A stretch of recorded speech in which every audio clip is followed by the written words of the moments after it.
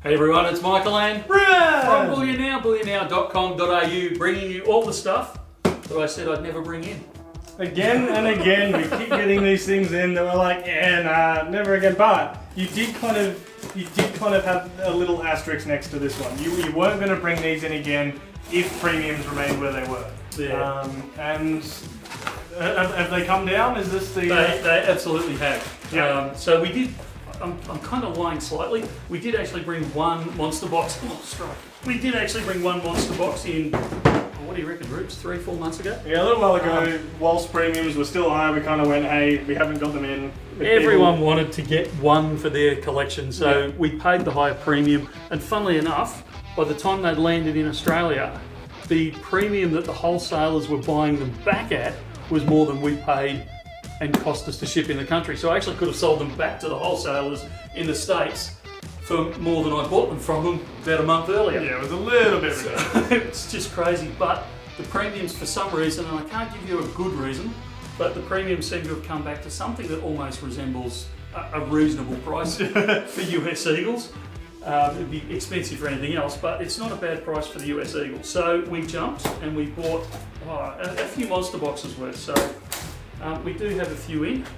Now is the time, I would suggest, if you want a couple of tubes for your collection. Yep. I mean, if you want one, I'm not saying don't get one, but I'm not guaranteeing that spot as well, but I'm not guaranteeing the premium will stay where it is on these, because the Eagles just seem to be fluctuating all over the shop. Yep. So look, it may stay down, but it certainly may not stay down. It might jump back through the roof. Yeah, as you kind of said, that's it. Lots of people buying one or two. It honestly, and I think good reason given the price and the premiums on them. But I haven't sold a tube of Eagles in a long time.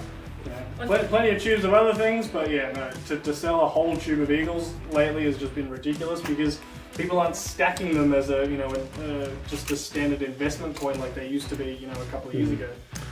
So that is the Eagle. We all know what it looks like. It's a fantastic coin. It really is. And the only reason I've been dead against it for so long is the premium that's being charged on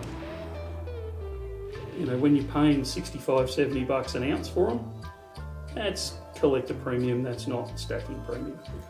But now, we've had the price come down a bit. So like I said at the start, if you're in the market for a tube or two, now is the time to buy them because I am not guaranteeing that this price is going to stay where it is. It wouldn't shock me if once we've sold these out and I go back to the wholesaler and say, hey, they're going to say, that's fine, you can have them, but they're going to be $65-70 again. So yeah, take the opportunity if you're in the market for Eagles. Is it the world events and certain other things that are causing the premiums to be where they are, or is this still a bit of a hang up from a swap to a new design and things like that? Like is there still a little bit of that hanging around, do you think, or is that long since settled? Yeah, I think the new design part has settled. Yep. I think this is going to make this video. I was going to only make this a short video just to push it out a bit. So look, there's several reasons, and it's almost that perfect storm scenario. So there's higher interest in silver. The silver price is moving upwards. We are seeing that instability in the markets, which is driving people to buy those precious metals. There's also the fact that every American knows what an American Eagle is.